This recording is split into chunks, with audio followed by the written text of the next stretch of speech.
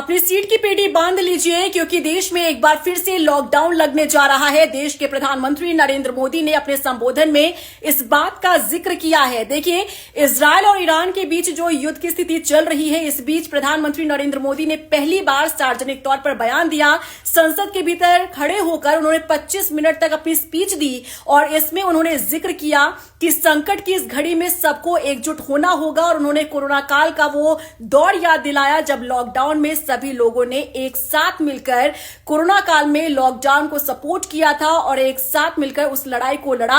और इसी को याद दिलाते हुए प्रधानमंत्री नरेंद्र मोदी ने यह कहा कि संकट की इस घड़ी में सब लोग अपनी सीट की पेटी बांध लीजिए क्योंकि एक बार फिर से हम लोगों को उसी तरह से लड़ने की जरूरत है। अब प्रधानमंत्री मोदी के इस बयान को इस बात से जोड़कर देखा जा रहा है क्योंकि देश में गैस और तेल की जिस तरह से किल्लत हो रही है, इसके बाद कई रेस्टोरेंट और ढाबे और होटल्स बंद हो रहे हैं, लोगों का व्यापार ठप हो रहा है और कई जहाज ऐसे फंसे हुए हैं जो तेल और गैस की सप्लाई जो भारत तक आनी थी। लेकिन अब आप समझ सकते हैं कि भारत में इन तमाम चीजों की किल्लत हो रही है, कमी हो रही है, लेकिन अब तक सरकार और सरकार के अधिकारी ये कहते रहे कि चिंता करने की कोई बात नहीं है क्योंकि किसी तरह से कोई किल्लत नहीं है। लेकिन प्रधानमंत्री नरेंद्र मोदी संसद के भीतर खड़े होकर अगर ये कह दे कि आप अपनी सीट की पेटी बांध लीजिए क्योंकि संकट के इस दौर से लड़ने की जरूरत है, एकजुटता की जरूरत है और कोरोना काल की अगर वो याद दिला दे तो आप समझ सकते हैं कि देश एक बार फिर से लॉकडाउन की ओर आगे बढ़ रहा है। क्या आपको लगता है कि क्या वाकई में संकट की घड़ी में हम फिर से लॉकडाउन की ओर आगे बढ़ रहे हैं? क्या फिर से हमें घर में कैद होने को मजबूर होना पड़ेगा?